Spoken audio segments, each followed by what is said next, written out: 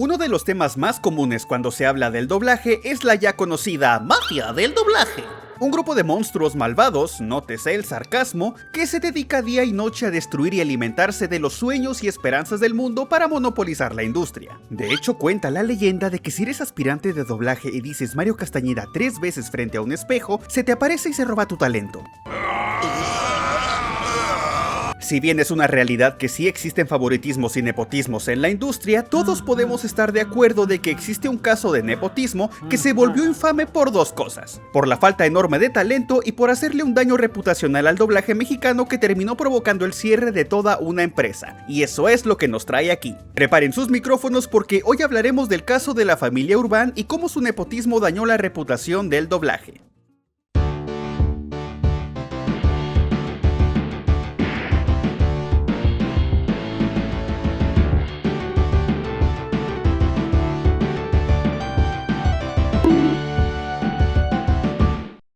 Tal vez para muchos esto puede ser exagerado, pero el doblaje tiene una importancia enorme en la cultura, ya que es una herramienta de accesibilidad e inclusión que durante años ha permitido romper las barreras del idioma y lograr que el contenido de todo el mundo pueda ser disfrutado por todos. O al menos la mayoría, porque siempre existen los puristas.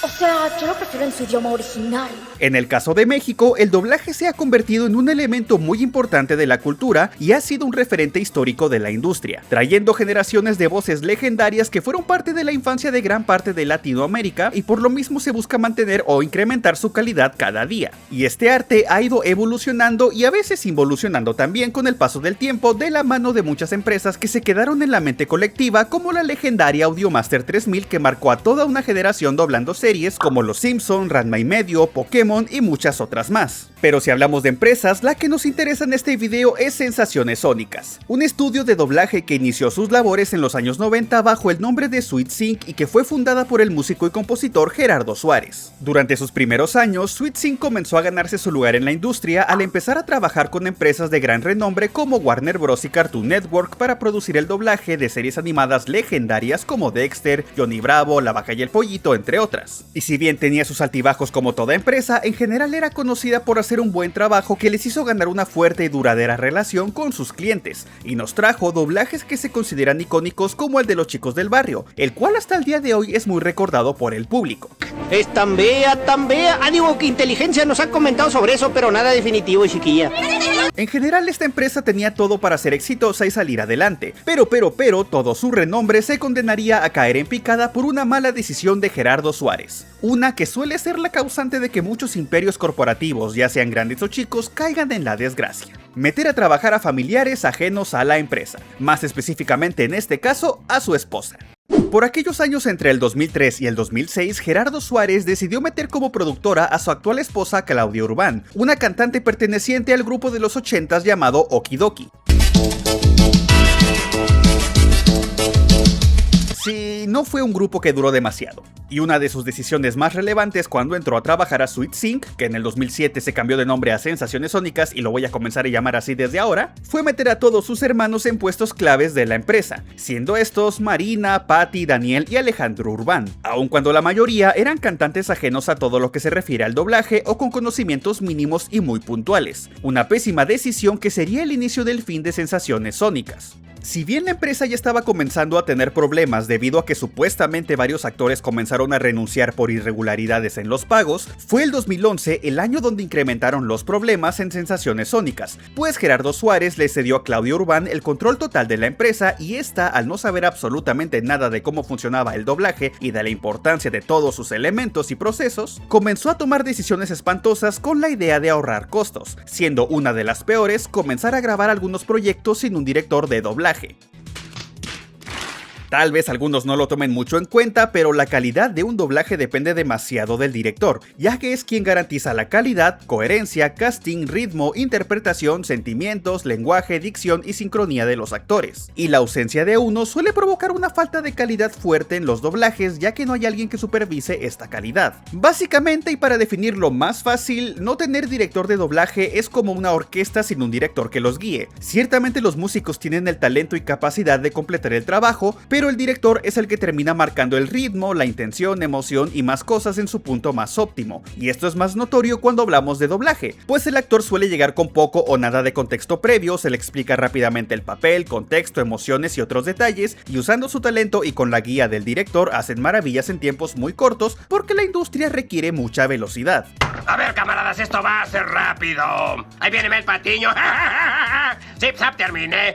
Esto es ser un profesional, niña. Esta decisión hizo que gran parte de los talentos que trabajaban en Sensaciones Sónicas, tanto como actores y directores, renunciaran, ya que les era imposible trabajar sin un director, agregando también rumores de que trabajar con la familia Urban era difícil y causaban una gran tensión en el ambiente, lo cual lamentablemente también pasa muy seguido en todos los ámbitos. Entre más incompetente es un jefe, más difícil es trabajar con él, no solamente por su falta de conocimiento, sino porque les suele doler el orgullo que sus subordinados sepan más que el jefe, y se vuelven tercos y poco receptivos a los consejos y críticas, aunque de nuevo, estos son rumores. Volviendo al tema que nos concierne, muchas series que en ese momento estaban siendo dobladas por Sensaciones Sónicas sufrieron un bajón de calidad enorme por culpa de estas decisiones absurdas de cambiar las voces o por tener una dirección inexistente. ¿Cuántos de nosotros no recordaremos con dolor cuando en Hora de Aventura se le cambió la voz a la dulce princesa y pasó de sonar así, ¡Claro! Si estar verde y calva es la moda. a sonar así? Esto no es sobre un tonto triángulo amoroso. La princesa Flama es físicamente inestable. O cuando tuvimos que escuchar a Finn cantar así. No puedo yo ocultar lo que siento. Ella no lo sabe. En general, escuchar Hora de Aventura en este punto era muy tortuoso, y según los rumores 100% reales no fake, se los juro por Dieguito Maradona, este doblaje se usó como tortura en las prisiones de Corea del Norte. Pero creo que el punto más infame de la masacre de Hora de Aventura fue este diálogo de Leech. Que Finn y Jake vuelvan a casa en No, espera. Para entender la gravedad de esta atrocidad, escuchémoslo en el idioma original. For Finn and Jake to go back home to Esto debería ser considerado una especie de crimen contra la humanidad. Otras series como Un Show Más también sufrieron por culpa de estos cambios. Por ejemplo, Aileen tenía la voz de Marina Urban y no se escuchaba muy bien que digamos. Creo que me va a gustar más la siguiente versión. Pero afortunadamente luego fue reemplazada por Isabel Martiñón. Y también todos recordaremos ese infame diálogo de Rigby que se volvió un meme en la comunidad. Sí, Skip se arregla lo que sea. Que por suerte solo fue un episodio, pero era excesivamente notoria la diferencia de calidad entre Moisés Iván Mora y Alejandro Urban. En Gumball muchos personajes secundarios y canciones eran interpretadas por los Urban, y en Ben 10 Supremacía Alienígena, Gaby Ugarte fue reemplazada por Claudia Urban como Gwen a partir de la temporada 2, y nuevamente se oía muy feo. Esto hace que me dé hambre. No hay tiempo para comer y además no acabaré todo esto antes de la escuela. Además, muchos personajes secundarios y aliens también fueron doblados por esa familia, justamente porque ya no tenían actores suficientes para cumplir con todos los papeles. Kevin, Ben, creo que el Ultimatrix está... Y seguramente algunos me van a quemar la casa por lo que voy a decir, pero al menos para mí la intro de Ben 10 no es buena precisamente por la voz de Alejandro Urban, así que los memes de te perdono por todo no aplican para mí. Un punto semi-rescatable es que la serie de Mad se escuchaba medianamente bien, pero siento que eso era porque por sí misma Mad es tan rancia que tener las voces de mala calidad de los Urban complementaba ese estilo rancio, pero aún así pecaban de repetir las mismas voces una y otra vez, tenían errores de traducción, de mezcla y básicamente estaba hecho con las patas. ¿Nemo? ¿Y quién es ese? ¡Espera! Ya el único personaje que siento que sí quedaba bien era Limón Agrio, porque de nuevo quedaba con lo rancio del personaje, pero esos eran casos muy específicos y siento que muy puntuales. ¡Inaceptable!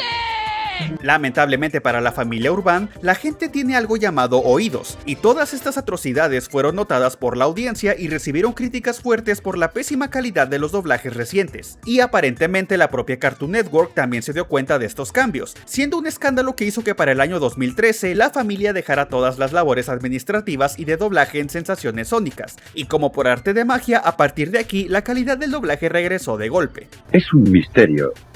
Muy misterioso. El retiro de la familia Urban hizo que antiguos directores y actores regresaran a la empresa y el propio Gerardo Suárez retomara su cargo como gerente general y productor, posiblemente lamentando el haber tomado aquella decisión que dañó tanto a su empresa. Sin embargo, parece que esto no sería suficiente para evitar el cruel destino de Sensaciones Sónicas, pues en el año 2013 Cartoon Network terminó su contrato con la empresa y todas las series que se doblaban ahí pasaron a manos de SDI Media México, dejando únicamente a Scooby-Doo en manos de Sensaciones Sónicas por un par de de años más, hasta que en el 2015 la serie de Ponte Non de Scooby-Doo también terminaría doblándose en SDI Media México. Y para no hacer el cuento más largo de lo que ya es, entre el 2015 y 2016, la empresa retomó su antiguo nombre de Sweet Sync y dejaron de tener clientes propios, sobreviviendo gracias a que alquilaban sus salas para SDI Media de México, pero cuando esta última pasó a ser parte de I1, dejaron de rentar sus salas y Sweet Sync se quedó sin clientes, provocando que por ahí del 2022 cerrara sus puertas para siempre, quedando como un recuerdo amargo en la historia del doblaje como una empresa que tenía todo para brillar, pero que por una mala decisión se derrumbó.